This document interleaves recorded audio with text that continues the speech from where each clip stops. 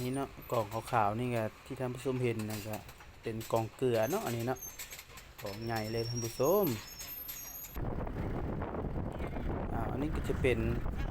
นฐานเนาะฐานที่เอาไว้อบหรือว่าดิดเกลือนี่เองเนาะอันนี้การใหญ่เลยอันนี้ก็จะเป็นสัญลักษณ์ของดงไต้เนาะที่มีสางสองตัวเผ่าเนาะทางเขาเนาะอันนี้ก็จะเป็นโครงการก่อสร้างเนาะของจีนเนาะสัมปทานเนาะโครงการใหญ่ๆเลยท่านผู้ชม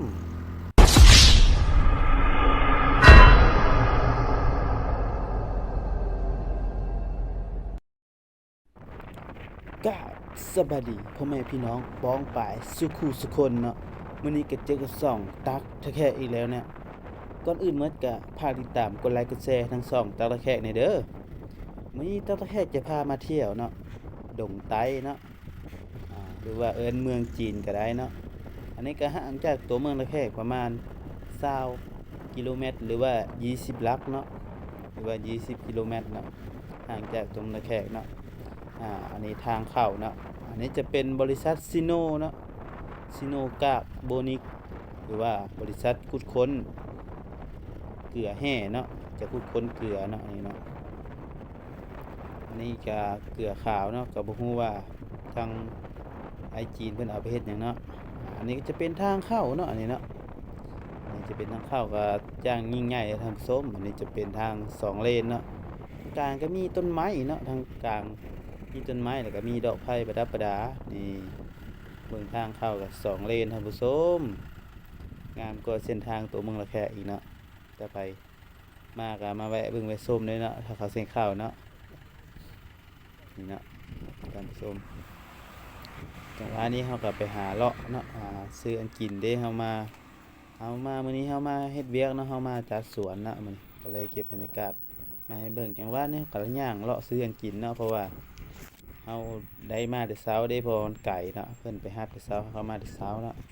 เฮาก็จะไปจัดสวนอยู่ห้องหมอเนาะเพิ่นได้สร้างห้องหมอจีนเนาะให้คนภายในบริษัทนี้ได้ชมสายเนาะนี่จะเป็นเลนกลางเนาะท่านผู้ชมเนาะเลนกลางก็มีต้นไม้ประดับประดาจังสวยงามท่านผู้ชมก็มีดอกไผ่อีกเนาะห่างกันประมาณ20เมตรนี่แหละดอกไผ่นี่จังหวะนี้เขาก็มากับทีมงานย่างมาตอนนี้ก็เกียมขึ้นรถเนาะเฮาก็จะเกียมไปเฮ็ดเวียกเนาะนี่เนาะเวียกของเฮาก็เฮาได้มีโอกาสเอาเพิ่นจ้างมาจากสวนเนาะ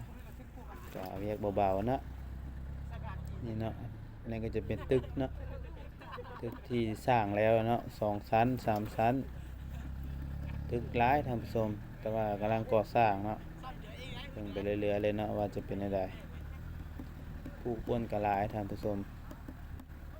ผู้คนน่าจะมาโกนอยู่นี่หลายเนาะเพราะว่าที่นี้เนาะเป็นบริษัทจีนเนาะสัมปทานเลยสัมปทานน่าจะสัมปทานโดนหรือว่าก็บ่ฮู้คือกันเนาะนี่เบิ่งคนท่านผู้ชมนี่ก็ชอบตอนเช้าเนาะจะเวียนหาก็ออกท่านผู้ชมเบิ่งผู้คนมาจับจ่ายซื้ออันกินอันอยู่เนาะเตรียมจะไปเฮ็ดเวียกไปเฮ็ดเวียกมันเนาะผู้คนก็หลายท่านผู้ชมผู้คนก็สาวก็หลายสาวทั้งสาวจีนสาวลาวเนาะรถก็หลายท่านผู้ชมรถก็น่าจะมาโกนอยู่นี่เบิดอันนี้ดงไต้เนาะลงมาทางเส้นทางลุ่มเนาะเราจะเห็นเนาะเราก็ขึ้นรถไปเรื่อยๆท่านผู้ชมเบิ่งวิวทิวทัศน์ไปทางก็มีไฟโซลาร์เซลล์เนาะอ้อมมาเลยเนาะนี่อันนี้จะเป็นกองเกลือเนาะนี่เฮาซูมให้เบิ่งนี่ท่านผู้ชมกองเกลือเด้อนี่เด้อกองใหญ่นี่บ่แม่นกองผากองหยังได้บ่แม่นหินผาเลยจะเป็นเกลือเนาะสีขาวเนาะ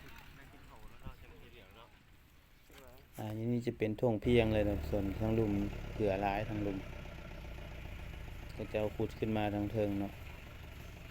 ก็จะเกี่ยมาปรุงแต่งแล้วก็มาผลิตเนาะผลิตในกระหู้คือกันเนาะนี่การผสมมันนี่คือตลาดน้อยตลาดเขาเจ้าขายเป็นกินเนาะผู้คนกันหลายผู้คนเนาะโล่งนั่นแหละทานผสมแถวทีมงานเขาเนาะ เต็มรถนึงทีมงานเฮาก็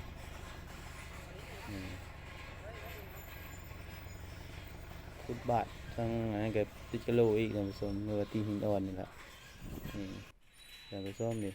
เอาซูมให้เบิ่งเด้อเกลือเด้อเกลือขาวๆนี่เฮาจะซูมให้เบิ่งเนาะ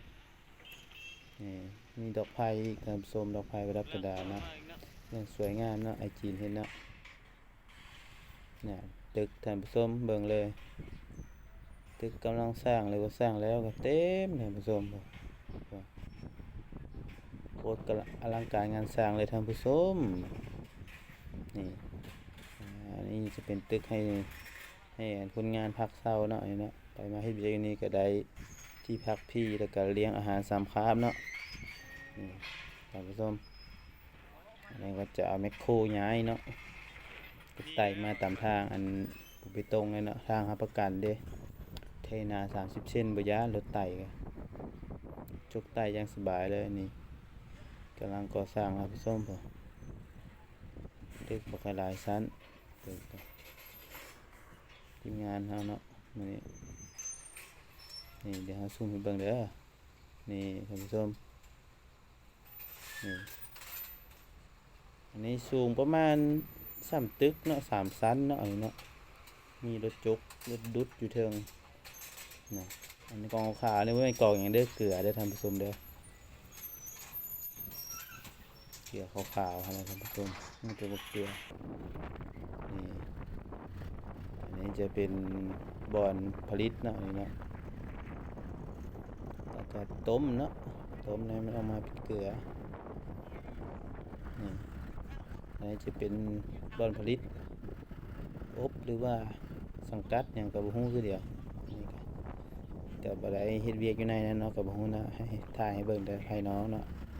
อันนี้จะเป็นขัวเนาะข้ามพระคุณเลยอันนี้จะเป็นแท่งอย่างบ่ฮู้น่าจะเป็นแท่งสำหรับไว้เกลือเนาะเพื่อให้เกลือตกตะกอนถ้าสิแม่นเนาะอันนี้ก็บ่ฮู้กันเนาะอันนี้ก็จะเป็นโรงงานเลยเนาะโรงงานแพ็คสร้างเก็บนี่แหละก็บ่ฮู้คือกันแต่บ่เคยเข้าเนาะนี่ฝั่งข้างทางนี่ก็จะมีต้นพร้าวเนาะซื้อมาปลูกเนาะ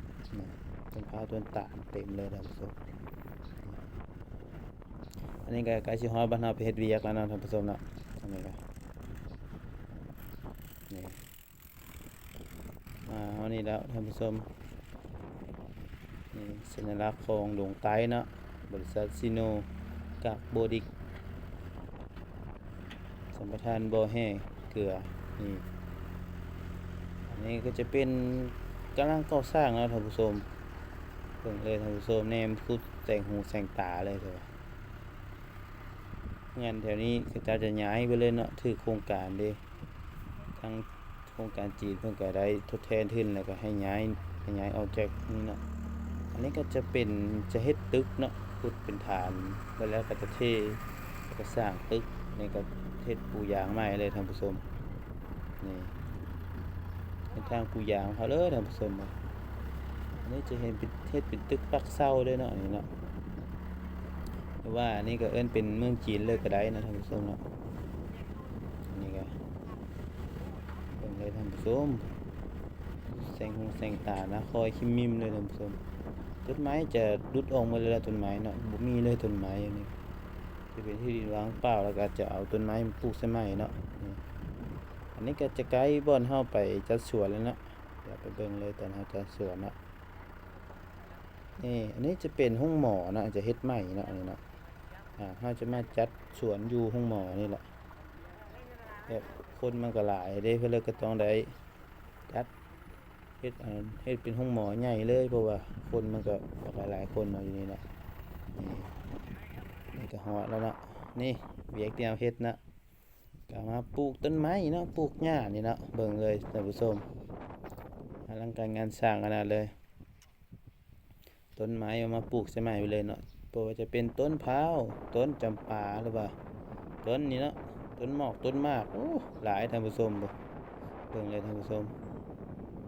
ส่วนอันนี้เขาจะเอิ้นสวนห้องหมอเนาะนี่อันนี้จะเป็นห้องหมอเอาแต่ส่วนของห้องหมอเนาะ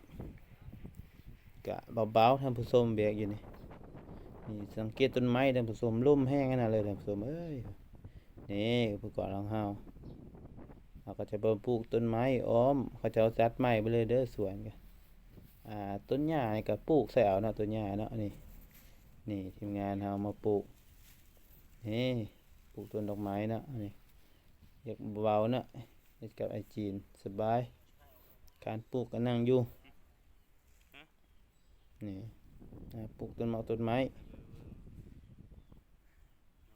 ตอนค่ำก็รับเงินเลยตอนค่ำก็แล้วก็ขอจบคลิปไว้ช่วนี้เนาะฝากกดติดตามกดไลค์กดแชร์ทั้งสองตะแขกนี่เด้อเพื่อเป็นกำลังใจสร้างคลิปต่อๆไปเด้อ